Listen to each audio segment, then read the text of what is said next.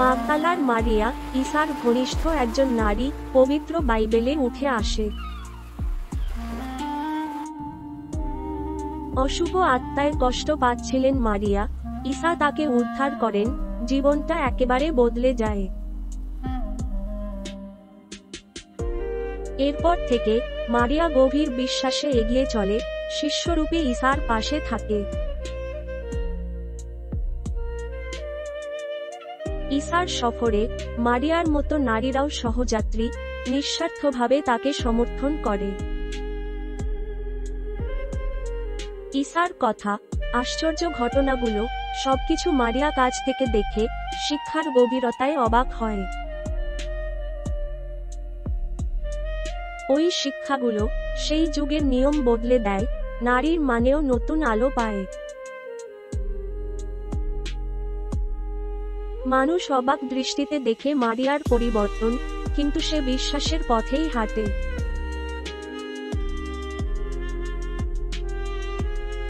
শিষ্যরূপে মারিয়া নতুন মূল্যবোধ শেখে, মন থেকে মন গড়ে তোলে।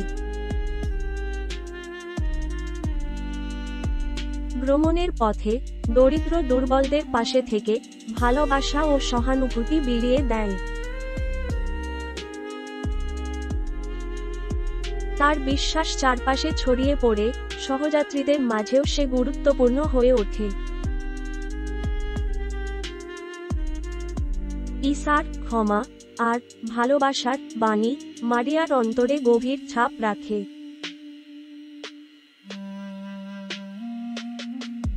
ঈসার পাশে থেকে সে বহু আশ্চর্য ও নতুন মানুষের সাথে দেখা পায়।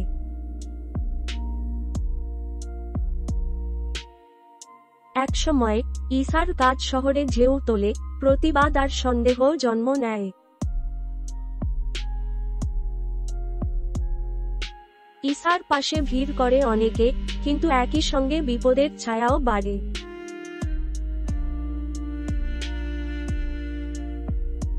শঙ্কা জাগে মারিয়ার মনে, তবু ঈসার উপর তার বিশ্বাস অটুট থাকে।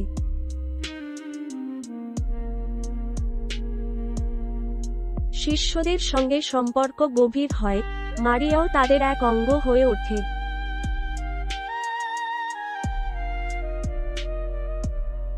শহরে ঈসার বিরোধিতা বাড়ে, চারপাশে অশান্তির বাতাস।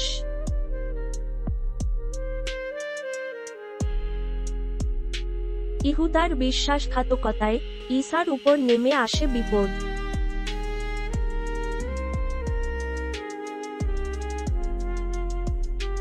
গভীর দুঃখ আর উদ্বেগে মারিয়া ঈসার পাশ ছাড়ে না।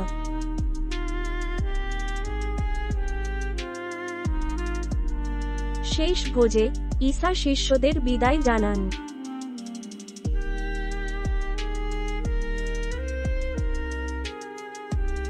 মারিয়াও সেখানে বিদায়ের কথা শুনে বুকটা হিম হয়ে আসে।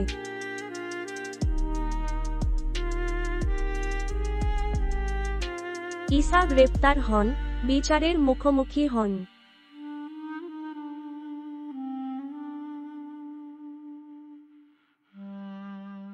ভিড়ের ভেতর মারিয়া চুপচাপ ঈসার কষ্টের দৃশ্য দেখে।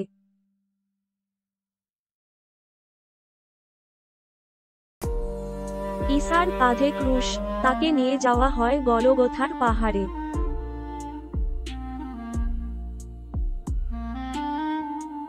মারিয়া দুঃখ চেপে শেষ পর্যন্ত ঈসার সাথে পথ চলে।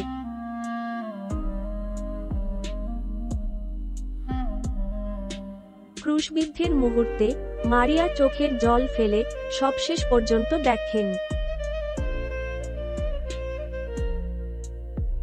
ঈসার মরদেহ সম্মানের সঙ্গে কবর দেওয়া হয়, শবাগারে রাখা হয়।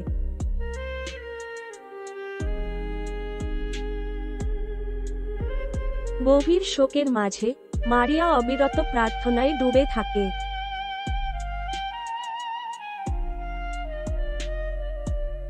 বিশ্রামের দিন শেষে মারিয়া ছুটে আসে ঈসার কবরের কাছে।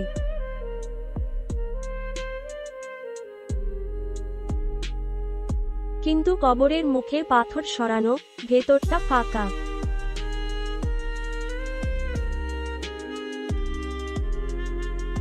হতবাক মারিয়া দ্রুত ছুটে খবর দেয় অন্য শিষ্যদের।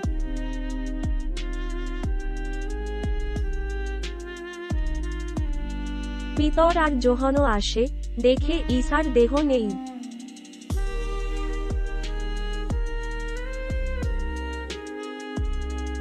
মারিয়া কবরের সামনে কাঁদে, হতাশায় দাঁড়িয়ে থাকে।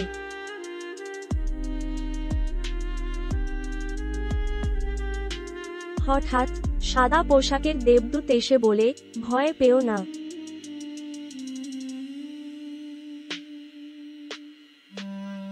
দেবদূত জানায় ঈসা পুনরুত্থিত হয়েছেন। মারিয়া আরো চমকে ওঠে।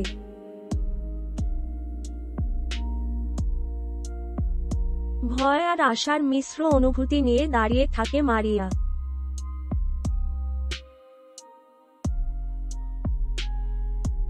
হঠাৎ পেছনে থেকে মারিয়া নামে ডাকে কেউ, সে ঘুরে তাকায়।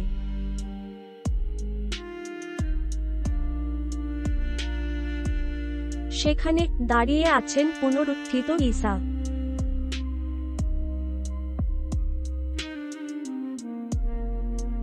মারিয়া খুশিতে আবেগে ঈসার কাছে ছুটে যায়।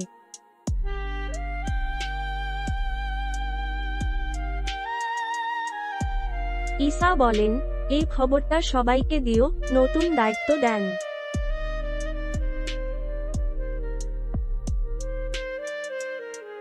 ঈসার কথাগুলো মনে গেঁথে মারিয়া ছুটে চলে সহযাত্রীদের কাছে।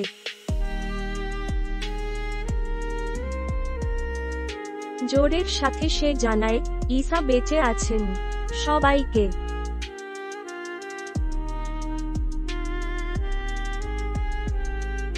প্রথমে কেউ বিশ্বাস করেনি, মারিয়া বারবার বোঝায়।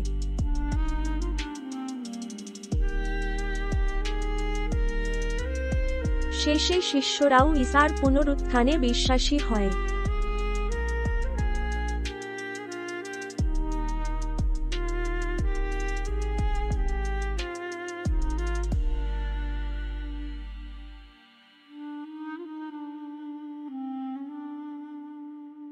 বিশ্বাসের প্রতীক হয় মারিয়া, সম্মান পায় সবার কাছে।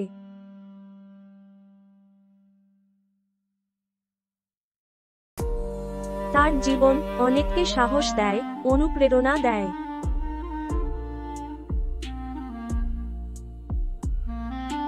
নারী হয়েও সে বিশ্বাসের নেত্রী, নতুন ভূমিকা পায়।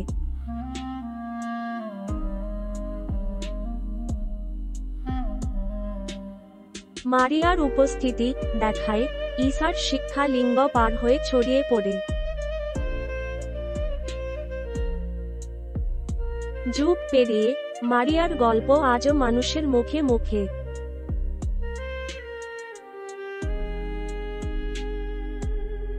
পরবর্তীকালে মারিয়াকে নিয়ে অনেক ভুল ধারণা আর কিংবদন্তি জন্ম নেয়।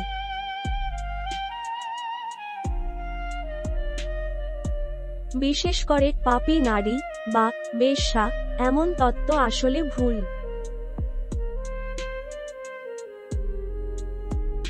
আসলে সে ছিল গভীর বিশ্বাসী, নির্মল হৃদয়ের মানুষ।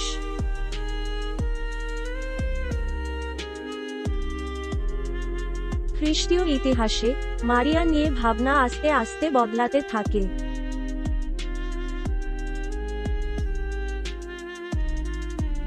আজকাল মারিয়ার কৃতিত্ব নতুনভাবে মূল্যায়িত হচ্ছে।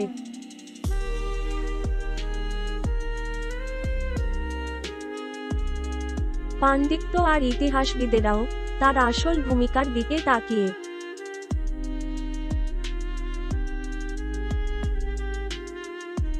মারিয়া প্রেরিতদের প্রেরিত বলেও পরিচিত।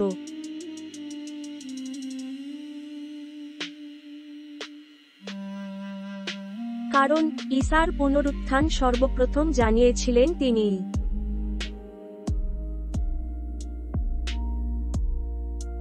ধর্মের ইতিহাসে নারী হিসেবে নাম রেখে যাওয়া ছিল যুগান্তকারী।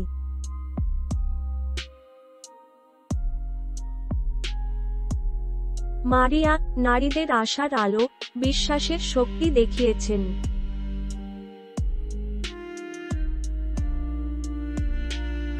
ঈসার শিক্ষা আগলে রেখে প্রজন্ম থেকে প্রজন্মে ছড়িয়ে দেন মারিয়া।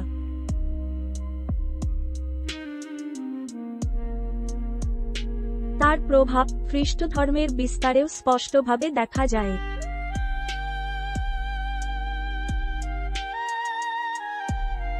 চিত্রকলা আর সাহিত্যেও মারিয়া রয়ে গেছেন প্রতীকী এক চরিত্র।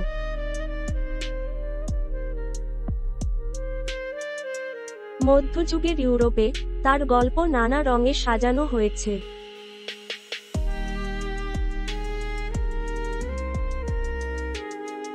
আজকের যুগেও মাগদালার মারিয়ার প্রতি নতুন কৌতূহল জাগে।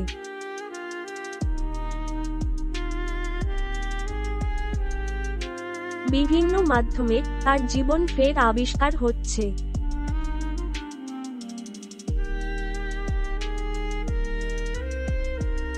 ধর্ম ছাড়িয়ে মারিয়া আজ মানবতার এক প্রতীকী রূপ।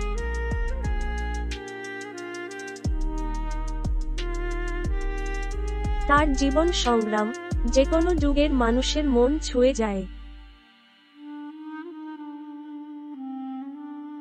বিশ্বাসের শক্তি আর প্রতিকূলতায় এগিয়ে চলার সাহস অনেকের হৃদয়ে নাড়িয়ে দেয়।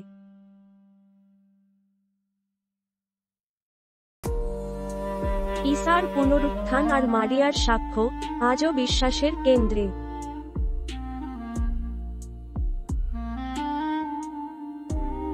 তার গল্প আশা আর নবজন্ম এর বার্তা দেয়।